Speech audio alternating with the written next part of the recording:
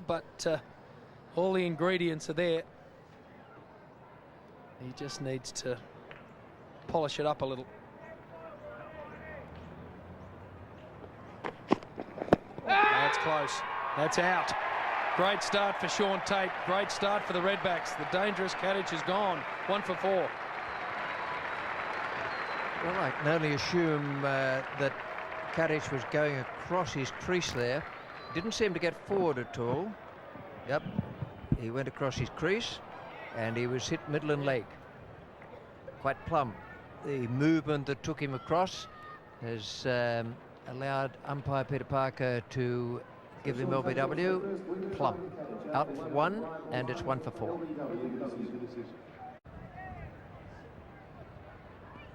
Brad Haddon batting at 3 for New South Wales today. Having a little fiddle around with the order. And Haddon coming in now, the fall of the first wicket. And that's close too, that's out. He's on a hat-trick, Tait. Stump to stump, and that is a beautiful piece of fast bowling. This is an extraordinary day. You had South Australia almost gone and forgotten earlier in the day. Then they fought back and set 246 as the target. Now you've got Tait on a hat-trick. Well, and you've got a batsman who has walked across from outside leg stump and then fallen over. It's 2 for 4, and we've gone through 1.3 overs. Well, that is an extraordinary piece of bowling and an extraordinary piece of batting. Umpire Parker would not have an easier LBW decision to adjudicate on all summer. Absolutely plumb. That was hitting middle stump halfway up. And now the Australian captain Steve Waugh comes in, and he comes in with the fast bowler on a hat-trick.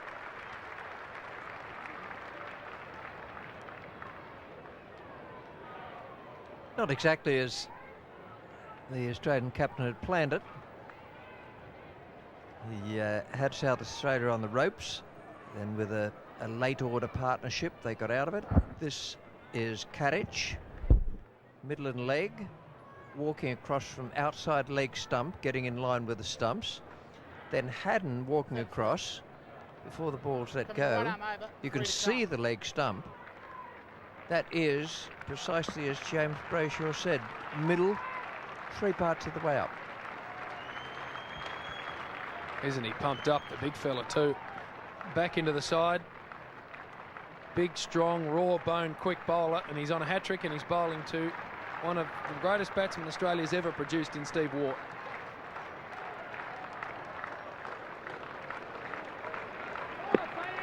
So Shaun Tait on a hat-trick. And he had it on line too.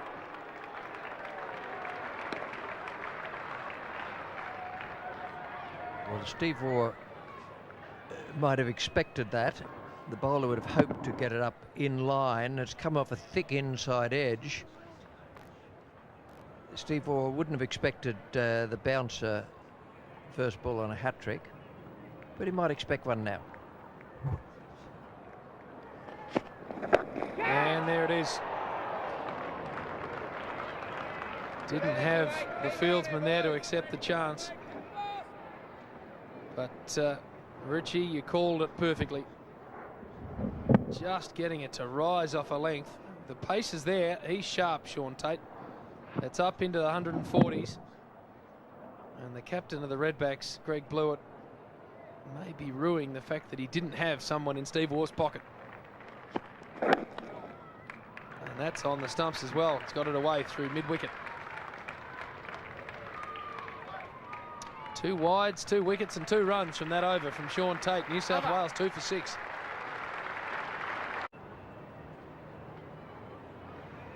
Hello to everyone in Perth who's joining us for the first time. New South Wales 2 for 8, needing 246 to beat South Australia. Game 9 of the ING Cup at the Adelaide Oval. And Shaun Tait, the man on your screen, is making a big statement. Bowling to the Australian captain, he was on a hat-trick after dismissing Kadich and Haddon in 2 deliveries, both LBW. And now we've got a really fired up young fast bowling prospect bowling at the Australian captain. And the ball's got plenty of shine left on it.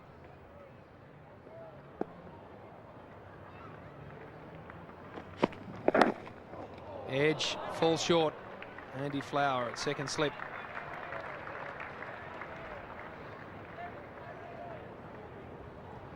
Well, Shaun TAIT, there he is.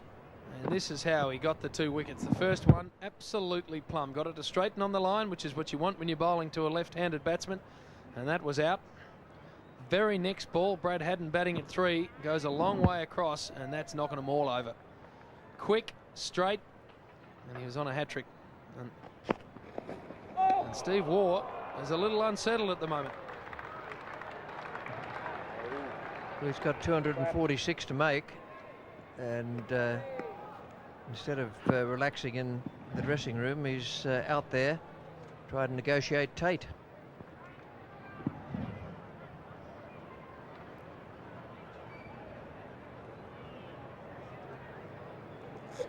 Going to need all his enormous depths of experience here, Stephen.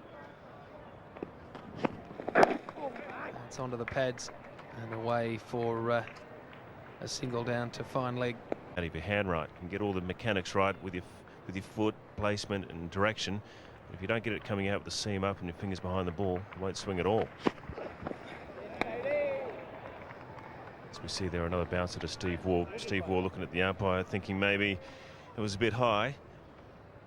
He had no chance of hitting it. That seems to be the plan, to bowl one bouncer at Steve Waugh per over. Got the catching man then there, just behind square.